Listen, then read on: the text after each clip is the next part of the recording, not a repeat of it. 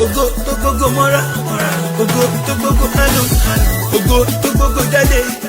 Latest information, latest information. Àwọn ìgbòho wà educated. Lórí Instagram, lórí YouTube, ìdánlọ. Ẹ máa wo Glory. Ẹ lọ wo lórí Facebook, Glory TV. Ẹ máa wo Glory TV. Lájà Áfíríkà, àtúrúbà wo Glory TV. Entertainment news, Glory TV. Political program, ẹ máa wo Glory TV. Comedy, kéde. Glory TV, Glory TV, Glory TV. To the L to the A to the A to the A now. Glory TV, Glory TV, Glory TV. Lórí ayélujára ni o. Glory TV, Glory TV. Oh gbáyọ̀, oh gbáyọ̀. Ogo tó gbogbo mọ́ra, ogo tó gbogbo anu, ogo tó gbogbo jáde. Latest information, latest information. Àwọn ìgbòho wà educated. Lórí Instagram, lórí YouTube, ìdánlọ. Ẹ máa wo Glory. Ẹ lọ wo lórí Facebook, Glory TV. Ẹ máa wo Glory TV. Lájà Áfíríkà, àtúrúbà wo Glory TV. Entertainment news, Glory TV. Political program, ẹ máa wo Glory TV. Ajé ògúngún ní sọ ní sọ̀bòjì ajé tí ń sọ ní dolówó sọ ní dọlọ́lá sọ ní dọlọ́rọ̀ ajé ni mo pè ó ajé ni mo wá rí ajé ni mo pè pé kó wá fi lé mi àti gbogbo wa àtàwa gbogbo àtẹ̀yìn kó wá fi ṣebùgbé nítorí pé òní lọ́jọ́ ajé ajé àwọn náà lèmi wá pè lónìí o mo pè é pé kó máa bọ̀ lọ́dọ̀ tèmi àti ẹ̀yin náà ń fàjẹ́ àbí ọyẹ ẹ máa fàjẹ́ mọ́ra ẹ máa pa ajẹ́ pé kó máa súnmọ́ yín kẹ̀rẹ̀kẹ̀rẹ̀ kájẹ́ máa bọ̀ lọ́dọ̀ tiyín bó ṣe ń bọ̀ lọ́dọ̀ tiwa náà nítorí páwo ò bájẹ́ ṣọ̀tá àwa bájẹ́ rẹ́ni àbí bó o ní o ṣáà máa gbọ́ yẹn.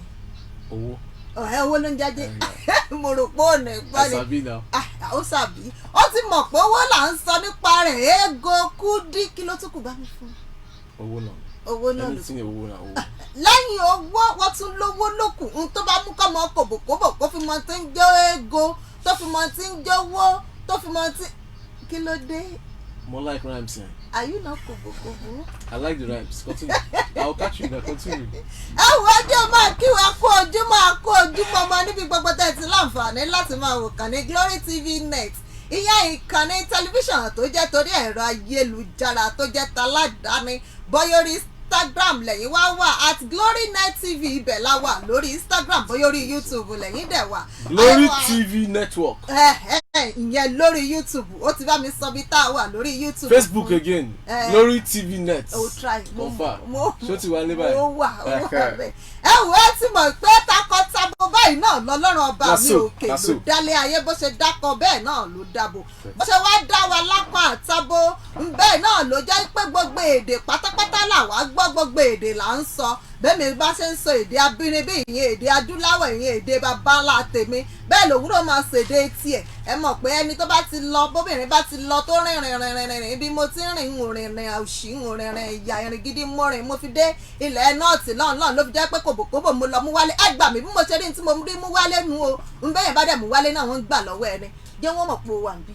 Ina kwana masu sararin mu sunana Rabila Lawal an gaishe ku kun tayi lafiya ya gida ya mutanen gida yau idan kuna kalle mu Glory TV Net ne muke akan Facebook da kuma Instagram sai ku sallame mu akan Glory Net TV ku kuma YouTube sai ku ce Glory TV Network. My name na Rabila Lawal. Ṣé ẹ ti gbọ́ nígbà mo sọ pé mo lọ ìlú òdì kejì náà mo lọ mú kòbòkòbò wálé ṣé bọ́ mo pa nígbà èmi náà rìnrìn tó yẹ pé mọ́là mo lọ mú wá ẹ ṣàkíní kú oríire Ọlọ́run ló bá ń ṣe orí tèmi ló bá mú un tó dáa ẹ wò ó Queen Toyin Zainab Adéníjì lórúkọ tèmi àwọn kókó inú ìwé ìròyìn tòní ọ̀hún náà láti kó dání báyìí tá máa já wọn bọ́ bí odi ẹ̀yìn sí yín létí lọ́kọ̀ òjọ̀kan bí wọ́n bá ṣe ń rí wọn tí wọ́n ń tò tẹ̀léra wọn làwa náà máa dá wọn dọ̀bálẹ̀ láà máa kógi yá wọn láà máa lé wọn tètè eré kó máa bọ́ sétí ìgbọ́ yín kẹ́yìn mọ́ gbọ́ èmi ò mọ méjì àbínibí ńgbà tí làwa àtòwò mọ̀ mú èdè fitiri èdè kí ló pè é finitiri èdè fìtì fẹ́rìn ó fẹ́ sẹ́mi jẹ́ ó ṣàtìtò gbogbo èyí tó gbọ́ yẹn nínú Yorùbá náà ti tó kó má lọ gbọ́ àtijọ́ mo kú tí àtijọ́ wà náà ó kọ̀ ń gbà Hausa mo dẹ̀ mọ̀ pé mọ̀ọ́mọ̀ má jẹ́ ń gbà Hausa ṣùgbọ́n mi ò bínú. àwọn ìwé ìròyìn àkọ́kọ́ tí wọ́n kọ́kọ́ síde pẹ̀lú náà ni ìwé ìròyìn Punch níbi mo ti rákọlé tó sọ pé àwọn darandaran tí wọ́n ń pera wọn ní darandaran wọ́n ti fi ipá bá ọmọdébìnrin kan lò pọ̀ tí wọ́n sì ti gba owó tó tó owó lọ́wọ́ àwọn òbí rẹ̀. On to my own side for here, I get Punch newspaper we talk say Naija people wey dey worry like Obasanjo, we wan know who talk this one and why dem talk am and why dem put Obasanjo name. This story still dey for Punch newspaper na the headline be that we talk say Naija people wey dey worry like Obasanjo. ìròyìn táwa tèmi náà tí mo ti rẹ́kọ̀ọ́lé eléyìí mo ti rí tó ní sinimá jingolo ní èyí tẹ́ ẹ yà lójúbọ Ọ̀ṣun Òṣogbo yìí o tó ẹ wá pín káàkiri sórí ẹ̀rọ ayélujára. That one bad. Another story from Punch newspaper this morning be say Edo election Ize Iyamo don yarn how much Obaseki pay Oshiomhole for im campaign for 2018. You wan know the kind tori and the tomato wey follow join am wey the tori come out from Ize Iyamo wey be APC candidate for governorship wey dey come up this year. Make you still wait, we see dey come. Tomato wey join am with wey make the soup cook well well. with Maggi ògbìyànjú. oníṣòwò epo pupa kan rè bàbá ti rí tòmẹ́tò tààràtà rí mọ́jú ojú dandan kárí epo. oníṣòwò epo pupa kan rè tó ṣe ìjìyà tó gbọ́pọn pẹ̀lú lúlù fún agbófinró obìnrin kan lórí wípé ó sọ owó tó tó owó nù. That one bad, but all the same I dey with Vanguard newspaper this morning wey talk say na you dey dabaru obodo Naija. You wan know the person wey dem talk this one to or the person wey talk this one na FG na im dey address OBJ. Make you no forget say OBJ na before presido for obodo Naija. The tori dey for inside Vanguard newspaper wey talk say na you dey dabaru and scatter obodo Naija. We see dey come. inú ìwé ìròyìn Punch náà mo ti rí ròyìn eléyìí tó wípé ọmọdékùnrin kan fi ọkọ̀ ayọ́kẹ́lẹ́ ìyá rẹ̀ tẹ oníṣòwò kan pa ní ìlú Èkó ló ti ṣẹlẹ̀. For Daily Trust newspaper wey dey around this morning Onaekan Jega others dem don talk to Buhari na to sit down talk look ourselves for face say make we know wetin dey happen for Naija unto the kilikili insecurity for inside Naija. This story dey inside Daily Trust newspaper wey talk say Onaekan Jega with others don follow Buhari reason say na sit down talk na im go fit settle this wahala wey dey face Naija.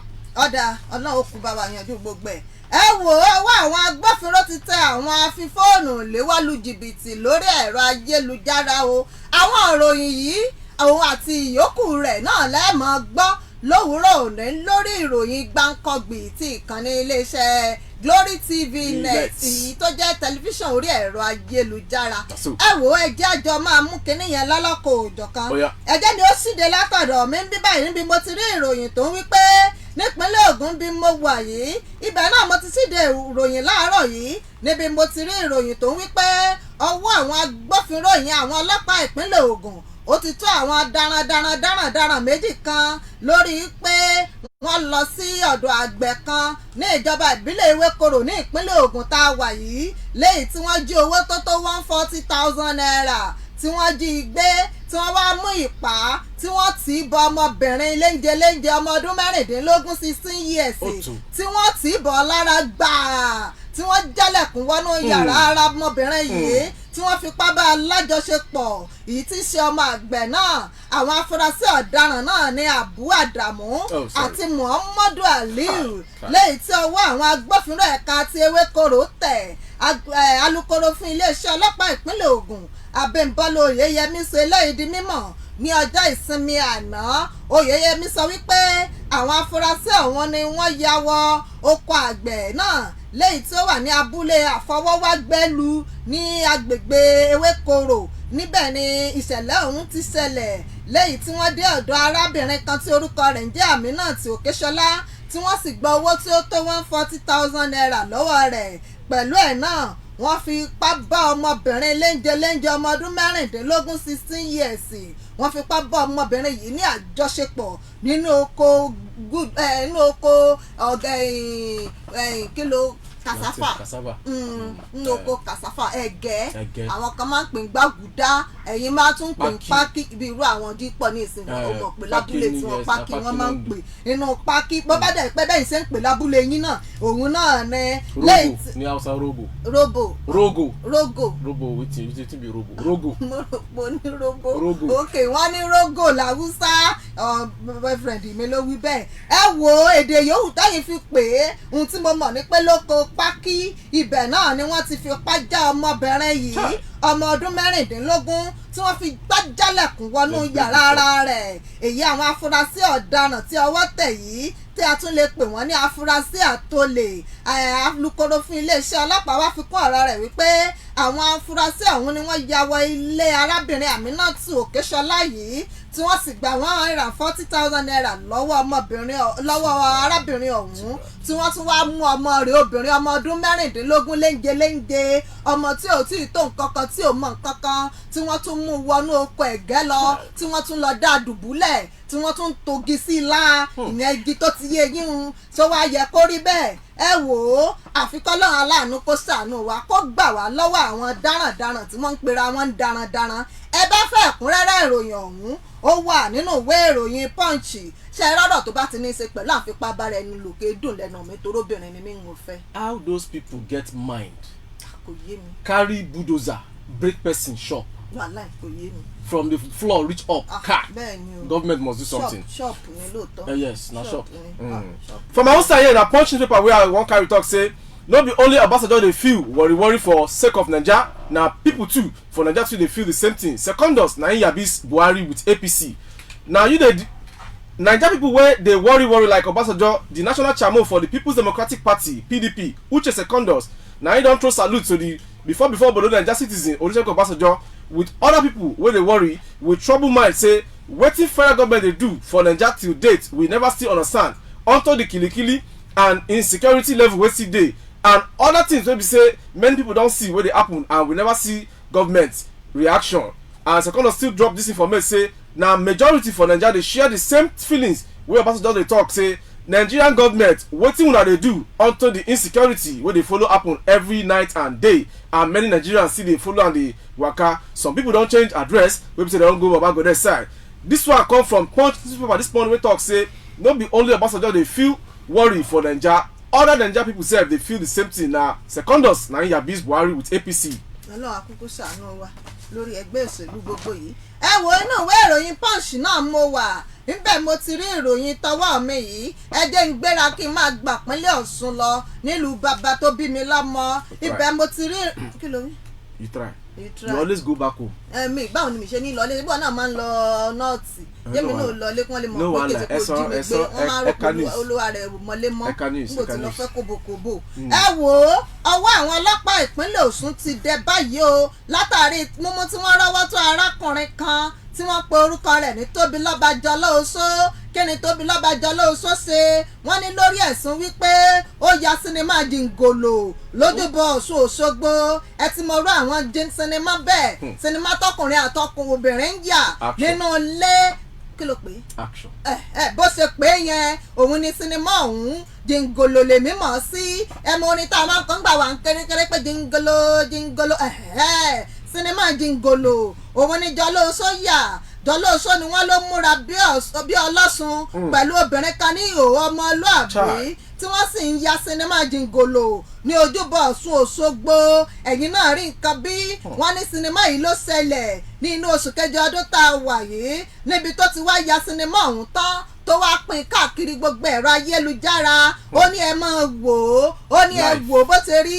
kí ló pé bó ṣe pé yẹn náà ó ní ẹ máa wò ẹ wò bó ṣe rí Ọ̀ṣun Òṣogbo láti yà á lójúbọ Ọ̀ṣun Òṣogbo ibẹ̀ láti ya sinimá Jingolo alukoro fún iléeṣẹ́ ọlọ́pàá ìpínlẹ̀ Ọ̀ṣun Yẹmisí Ọ̀pálọ́lá jẹ́rìí sí pé lóòótọ́ ni Jọlọ́ọ̀ṣọ́ ti wà ní àhámọ́ àwọn látàrí pé ọ̀kan lára àwọn ọmọ ẹgbẹ́ ẹlẹ́sìn ìbílẹ̀ ní ìpínlẹ̀ náà Àmọ̀wó Awósùnwọ̀n tó mú ẹjọ́ Jọlọ́ọ̀ṣọ́ wá wípé pẹ̀lú nǹkan tó ṣe yìí ó lè fa lọ́gbọ́lọ́gbọ́ sí àárín ìlú bẹ́ẹ̀ ló lè fa lọ́gbọ́lọ́gbọ́ sínú ìgboro Awósùnwọ̀n ti wá ti ilé ìsìn Ìdílẹ̀kẹ̀ ní Òṣogbo ó wá jẹ́ kó di mímọ̀ fún àwọn ọlọ́pàá wípé Tóbilọ́ba Isaac Jọlọ́ọ̀ṣọ́ múra pẹ̀lú aṣọ ìbílẹ̀ Ọ̀ṣun nínú fọ́nrán Jingolo ọ̀hún tóun àti ọmọbìnrin kan yà ní ìhòòhò ọmọlúàbí tí wọ́n wá pín káàkiri gbogbo orí ẹ̀rọ ayélujára alukoro fún iléeṣẹ́ ọlọ́pàá ìpínlẹ̀ Ọ̀ṣun wá ní àwọn tí ń bojú wo ìṣẹ̀lẹ̀ ọ̀hún o àwọn bojú rí àwọn dẹ̀ fi ń dá wa lójú pé pẹ̀lú gbogbo ohun tí ẹ̀sùn tí wọ́n fi kan afurasí ọ̀hún nígbà táwọn bá parí gbogbo ìwádìí àwọn lórí rẹ̀ ó di dandan kó fojú balẹ̀ ẹjọ́ tó bá ní í ṣe pé kó fojú balẹ̀ ẹjọ́ o àwọn kan bí mi pé kí ni ìtumọ̀ jìngòlò èmi ò mọ tí ń jẹ́ bẹ́ẹ̀ o ṣùgbọ́n mo mọ̀ pé wọ́n ní gbogbo sinimá tọkùnrin àtobìnrin bá ti yà ní yẹ̀wù èyí wọn ò wá yà ń yẹ̀wù wọ́n yà ń ta gbangba ni wọ́n ṣe ní jìngòlò fíìmù èyàn fíìmù jìngòlò òun náà ni fíìmù eléyìí ẹni tó bá fẹ́ ẹ̀kúnrẹ́rẹ́ ìròyìn ọ̀hún kó lọ sí ojú ewé nínú ìwé ìròyìn Punch níbẹ̀ lẹ́ ó ti rí. Okay, who directs that movie? Why people dey do this kind of thing? Maybe you get phone. You get phone now. No, my own data no dey connect to that kind of thing. I will give you data, don't worry. No. So that you can go. My people, back to the business. Vanguard newspaper this morning we talk say na you dey dabaru obodo Naija federal government na dem tell OBJ so. You wan know how the tori take go? Make you relax dey watch me so the way Mr. Dipo dey watch me. Presidency don reply before obodo Naija #1 citizen Olusegun Obasanjo on top talk and comment in sama Naija Presido Muhammadu Buhari with the administration. Obasanjo dey ask the president say wetin una dey do on top hike of fuel is still dey there. Now wetin go happen be say everything wey dey happen for Naija, President Muhammadu Buhari e fall in hand so tey e no even understand again. Obasanjo come talk this one for one talk socio-economic group inside Abuja for Friday say if dem wan know the normal thing wey fit help this country na to stabilize the economy because the economy don dey drain small and if dem no do the needful at the right time this thing fit become basket case plus poverty capital for the whole world. Before Presido Obasanjo na him talk this one to president say make e wake up tackle wetin dey happen for Naija.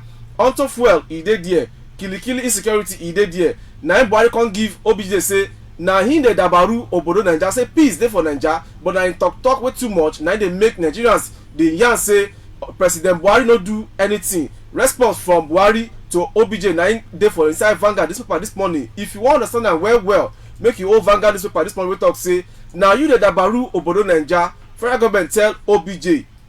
Ẹ wo nígbà tóun àtàwọn OBJ sì ń dòwò pọ̀ tí wọ́n ń ṣèpàdé lọ́wọ́ ẹjẹ́ mi ó sì jókòó sílùú bàbá mi nítorí ọkọ mi sì wà pẹ̀lú àwọn OBJ níbi wọ́n ti ń sọ̀rọ̀ orílẹ̀-èdè Nàìjíríà. Ìlú bàbá tèmi mo sì wà ní ìpínlẹ̀ Ọ̀ṣun ibẹ̀ náà mo sì wà tí mo ti rí ìròyìn eléyìí tó wípé arábìnrin kan Florence Samuel ní orúkọ rẹ̀ wọ́n ti gbé e lọ ilé ẹjọ́ ti lọ fojú balẹ̀ ẹjọ́ májísírèètì èyí tó fìdí kalẹ̀ sí ìlú Òṣogbo lórí ẹ̀sùn wípé ńṣe ló mú ojú sájẹ́ǹtì kan Caroline Ọláìtàn ló tẹ ojú ẹ̀ mọ́lẹ̀ bàṣubàṣu ló rán mọ́lẹ̀ ló jẹ ojú ẹ̀ ní jẹ́bẹ̀ ní títa àwọn ọmọ agbé àwọn ọmọ ògbóró wọ́n ní Florence ẹni ọdún 28 tí ó jẹ́ oníṣòwò epo pupa ní ilé ìtajà Balógun Àgòrò ní ìlú Òṣogbo ni wọ́n fi ẹ̀sùn pé ńṣe ló mú bítìn ìyẹn lúlù tó gbópọn ló mú un lu alápò obìnrin yìí ó lù ú yánmọ́yánmọ́ ó lù ú yánnayànna ó sì fa aṣọ ìjọba yamọ́ ọlọ́run lórí ẹ̀sùn wípé kòun ò rí owó ọ̀gá òun tí ṣe 150,000 òun ò rí mọ́. Oníṣòwò epo pupa yìí ni wọ́n gbé wá sí ilé ẹjọ́ májísírèètì pẹ̀lú ẹ̀sùn wípé ó da àlàáfíà ìlú láàmú ìparọ́mọ́ni àti ìbanilórúkọ jẹ́ òun olè tó fi kan oníbàárà rẹ̀ Ayọ̀délé Ògúndípẹ̀ nígbà tí oníbàárà rẹ̀ mìíràn Táíwò Yusufu tíyẹn ṣe àbẹ̀wò sí ilé ìtajà yẹn ìyẹn ilé ìtajà epo pupa ọ̀hún ní ọjọ́ 9 oṣù kẹsàn-án ọdún tá a wà yìí ní déédé aago 10 ó kù ìṣẹ́jú 15 àárọ̀ pẹ̀lú owó tó jẹ́ 150,000 naira. Owó ọ̀hún náà ló sọnù tó dá họ̀wùhọ̀wù sílẹ̀.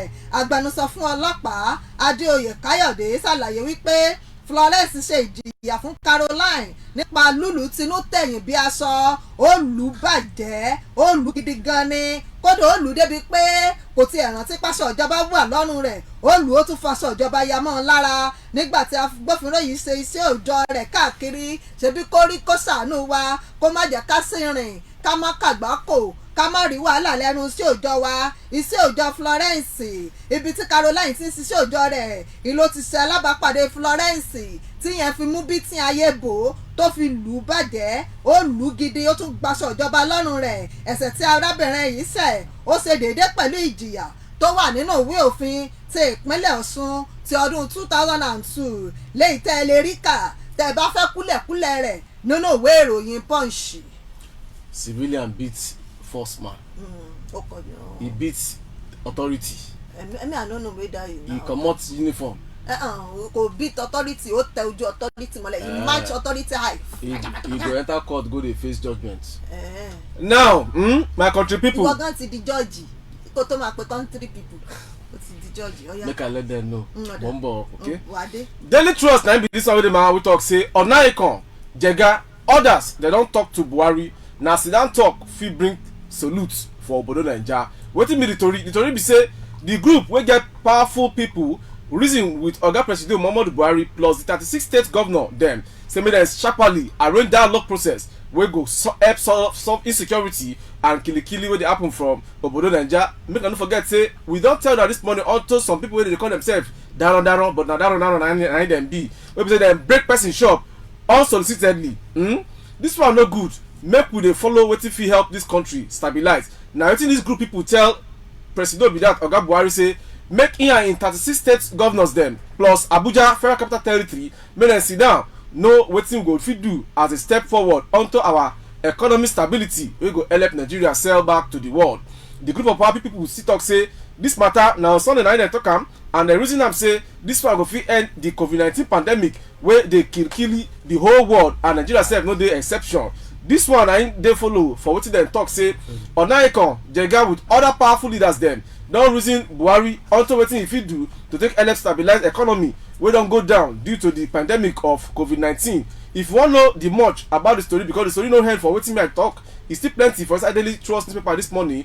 Make you follow carry Daily Trust newspaper this morning take know the story and where dem start am from, the middle and the end. We talk say Onaikon Jega others don beg Buhari say make him with other 36 governors and Federal Capital Territory frontman make dem reason how to take help economic stabilization for Obodo Naija.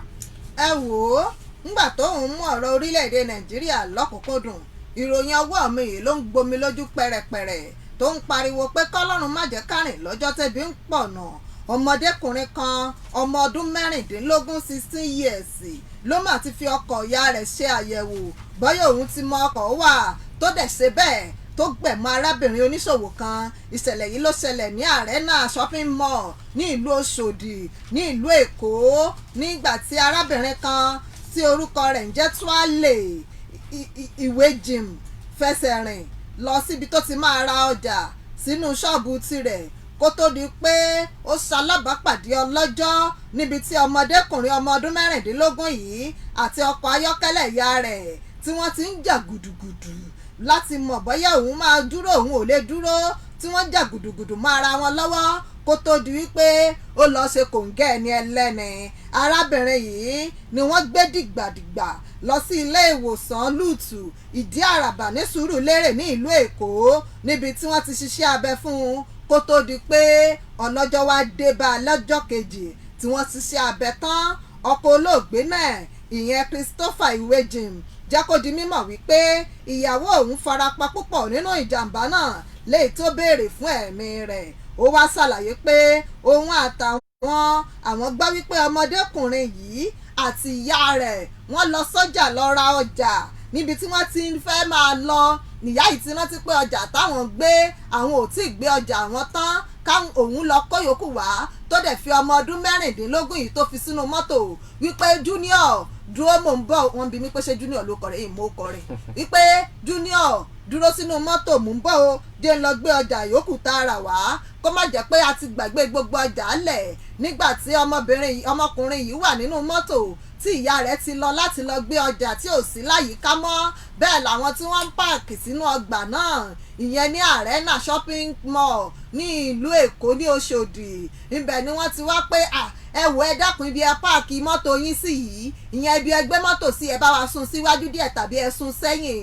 Ọmọdékùnrin yìí kàkà kó wá sọ fún wọn pé ohun tóun wà yìí òun ò mọkọ̀ wà o ló bá bọ́ọ̀dì steering ló bá wò pé àṣẹ bíbí yìí òun ṣe máa ń ṣe ní báwọn bá fẹ́ rìfáàsì ló bá jù sí rìfáàsì ó jù sí rìfáàsì tán báyìí ló bá gbẹ́sẹ̀ lé àfi gbà bù tí mọ́tò máa dún lẹ́yìn báyìí ẹni ẹlẹ́ni ènìyàn elénìyàn tó wájà wá ra ọjà jẹ́jẹ́ rẹ̀ òun ni mọ́tò tẹ̀ àfi gbòós àfi gbà á ngbà tá a máa bójú wò bójú rí arábìnrin yìí wọ́n máa gbé délé ìwòsàn lúùtù o ilé ìwòsàn lúùtù lárábìnrin yìí wà tí wọ́n ti ń bẹ Ọlọ́run tó ti wà lẹ́sẹ̀ kan ayé ẹsẹ̀ kan ọ̀run wípé bóyá yóò kú bóyá yóò yè ni ṣùgbọ́n kàkà kí kinní kan ṣe kinní kan ẹ wò ó òkété bórù arábìnrin yìí padà jẹ́ pé Ọlọ́run kí Ọlọ́run Olódùmarè kó ṣàánú wa kó má jà sọ kò bọ́mọ yẹ mi mọ́. ọmọ yẹn padà ó padà ní owó ọjà mo mọ̀ pé Yorùbá yìí máa fẹ́ difficult for ṣùgbọ́n mi à help ẹ. wọ́n ti understand. wọ́n ti hàn. we no go fit dey serious wey we no make una laugh as we dey bring the information kò bọ́mọ yẹ mi mọ́ ó ti èmi ti bẹ́ẹ̀ sọ pé ọmọ yẹn ti rìn òwò ọjà aṣọ òbọ̀ ọmọ yẹn mọ́ ló fẹ́ sọ ọmọ yẹn dẹ̀ ti padà rìn òwò ọjà RIP. Now Mr. na Lagos na enter today. Lagos State government don drop list for class wey go resume back school September 21. The information be say the Lagos State Commissioner for Education Folashade Adefisayo don confirm say na only current GSS 3 and SS2 students go return to school September 21. The head Public Affairs Lagos State Ministry for Education Kayode Abayomi na im drop this information for Sunday talk well say the state go adopt one phase approach for all public schools. This information mean say na only public schools this information go first affect before dem know the next step for other schools. We talk say Lagos State government don drop list for class wey go resume back to school September 21. For more tori wey carry this information this morning, abeg make you sharparly hold Daily Trust newspaper wey talk say Lagos State government don drop list for class wey go only resume back to school come September 21. sórí ìlú Èkó tó wà ń dóde mi mé lọ èmi àti ẹlájọ máa kúrò ń lu Èkó nítorí ò lè sọ fún mi pé wà ń lu Èkó kó jẹ́ pọ́tọ̀ ní bí ó wà ìlú Èkó yẹn náà lèmi náà wà báyìí àwọn agbófinró ìpínlẹ̀ Èkó wọ́n ti fi ọwọ́ tó àwọn afífóònù léwọ́lu jìbìtì méjì lórí ẹ̀rọ ayélujára àwọn afurasí ọ̀hún ni wọ́n pe orúkọ wọn ní Chukwuemeka Ogbonna àti Ọlábọ̀dé Kẹ́hìndé lẹ́yìn tí wọ́n rọ́wọ́ tó wọn lọ́tọ̀ọ̀tọ̀ tí wọ́n sì jẹ́ lára àwọn tó ń ta òkú fóònù káàkiri ìyẹn àwọn tó ń ta fóònù ayédèrú fún àwọn oníbàárà bí ìròyìn ọ̀hún ṣe àkọsílẹ̀ rẹ̀ wípé níṣe ni àwọn afurasí yìí wọ́n máa ń ta fóònù olówó ńlá wọ́n wá tà lówó kéréje ìyẹn owó ìdákọ̀mú ní orí ẹ̀rọ ayélujára èyí tí wọ́n pè ní gg.com.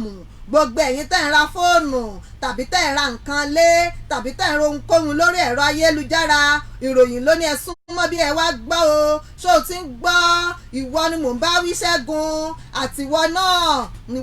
àtiwọ́ náà Dèjì gbogbo yín Dípọ̀ wọn náà mọ̀ pé Dípọ̀ náà máa ń ra fóònù lórí ẹ̀rọ ayélujára gbogbo ẹ̀yin tẹ́ tó bẹ́ẹ̀ gbogbo ẹ̀yin tẹ́ ń ra nǹkan lórí ẹ̀rọ ayélujára ẹ̀yin ni ìròyìn ń pè Dípọ̀ Ṣẹ́gun lẹ́yìn ṣé wọn lò tún jẹ́ Dípọ̀ àti Ṣẹ́gun ok lẹ́yìn tẹ́ máa ń ra fóònù ẹ̀ lórí ẹ̀rọ ayélujára tàbí tẹ́ ń ra nǹkan lórí ẹ̀rọ ayélujára wọ́n ní ẹ wá gbọ́ àwọn tí wọ́n ń ta fóònù tí ọwọ́ iléeṣẹ́ ọlọ́pàá Èkó yìí tí wọ́n tẹ̀ àwọn ni wọ́n ń ta fóònù léwọ́ àtohun nǹkan lé àtoríṣiríṣi nǹkan lórí ẹ̀rọ ayélujára tí wọ́n máa parọ́ fún yín páwọn wà ní agbègbè kan ní ìlú Èkó tí wọ́n máa purọ́ wípé ibẹ̀ làwọn wà wọ́n máa fi ohun tó dára hàn yín ṣùgbọ́n nígbà tẹ́ bá ní kí wọ́n mú ọjà wá lẹ́yìn tẹ́ ti sanwó tán wọ́n á wá lọ mú ayédèrú òkú fóònù wọ́n á mú wá ọ̀kan lára àwọn afurasí ọ̀hún tó jẹ́ lára àwọn tó ń tún fóònù ṣe ní kọ̀ǹpútà fíléèjì ló jẹ́wọ́ wípé fóònù ayédèrú ni òun máa ń tà èèyàn tó bá dẹ̀ ti wá ra fóònù lọ́wọ́ àwọn tó bá wá padà rí páyédèrú ni tó bá padà wá àwọn wá ṣe pàṣípààrọ̀ owó tó ti kó wá àwọn wá fún lówó ayédèrú padà nígbà tó bá máa tún fi délé kò tún ní lè padà wá mọ́ yóò ti rí i pé ayé òun ti dáa tá a gbọ́dọ̀ sọ̀kò òkú ìyẹn ni pé wọ́n kàn mú ayé aláyé wọ́n fi nira fún àwọn tó láyé ni ìyẹn ni pé kálukú wa ká ṣọ́ra wa béèyàn bá máa ra nǹkan kó lọ bí wọ́n ti ń ta kó mójú ara ẹ̀ lọ ẹ má ra nǹkan lórí ẹ̀rọ ayélujára mọ́ kì í ṣe bí irú nǹkan táwa ń tàn. They must go to ayélujára now. In case you just dey join us na Glory TV Net na you see dey watch us so for the Facebook handle na be that one I just mention now. Instagram own na Glory Net TV and for YouTube Glory TV Network. Na still that program Gbankogbi Tori for Yoruba and Pidgin. the last story wey dey my own hand for here. tó bá jẹ́ Gbàǹkọ́gbì torí Gbàǹkọ́gbì ìròyìn ní Yorùbá ó lè sọ yẹn náà ó yá sọ yẹn náà. No, make my teeth no comot. kò lè comot try. Gbàǹkọ́gbì Yorùbá. ìròyìn. Gbàǹkọ́gbì ìròyìn. She don teach me now. Una don hear. Na still the story wey dey here wey come from Edo State wey talk say Edo election Eze Iyamo don yarn how much Obaseki pay Oshiomhole for im campaign for 2008. The All Progressives Congress APC governorship candidate for the Edo State election wey go shele for Saturday, Osage Eze Iyamo na don drop information say before governor for the state wey be Adams Oshiomhole na im Obaseki bin give 100,000 naira for im campaign election for 2008. And no forget say Adams Oshiomhole ruled the state from 2008 to 2016.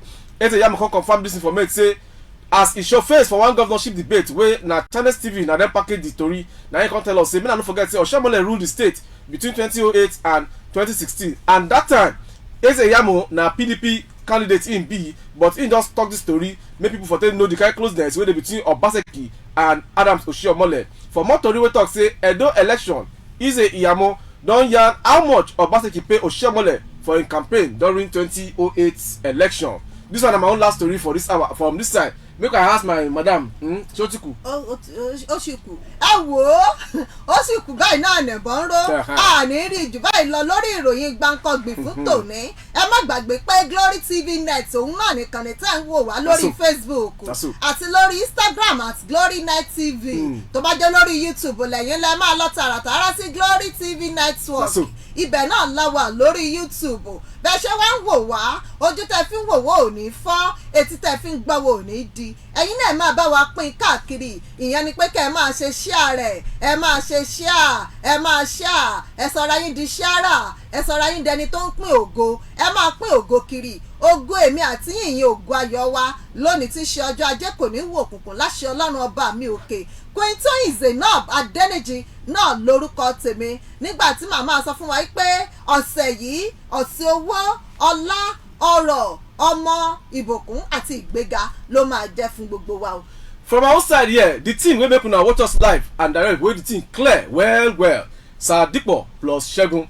I will give una one tori wey be say if you see anything wey dey unusual abeg make you talk am. When you talk am, security go dey balance for the obodo Naija. Stay connected for more updates with Glory TV Net. My own name na Rebila Lawal. Make una get goodness and happiness forever. Thank you. Glory TV, Glory TV, Glory TV, to the L to the A to the J to the A now. Glory TV, Glory TV, Glory TV, Glory ayélujára ni o. Glory TV, Glory TV, oh gbaya, ògo tó gbogbo mọ́ra, ògo tó gbogbo àánú, ògo tó gbogbo jáde. Latest information, latest information. Àwọn ètò ògbó wà educated. Lórí Instagram, lórí YouTube, ìdán lọ. Ẹ máa wo Glory. Ẹ lọ wo lórí Facebook, Glory TV. Ẹ máa wo Glory TV. Láyà Áfíríkà, àtọ́rọ̀bá wo Glory TV. Entertainment news, Glory TV. Political program. Ẹ máa wo Glory TV. Comedy. Glory TV, Glory TV, to the L to the A to the J to the A now. Glory TV, Glory TV, Glory TV, Glory ayélujára ni o. Glory TV, Glory TV, oh gbaya, ògo tó gbogbo mọ́ra, ògo tó gbogbo àánú, ògo tó gbogbo jáde. Latest information, latest information. Àwọn ètò ògbó wà educated. Lórí Instagram, lórí YouTube, ìdán lọ. Ẹ máa wo Glory. Ẹ lọ wo lórí Facebook, Glory TV. Ẹ máa wo Glory TV. Láyà Áfíríkà, àtọ́rọ̀bá wo Glory TV. Entertainment news, Glory TV. Political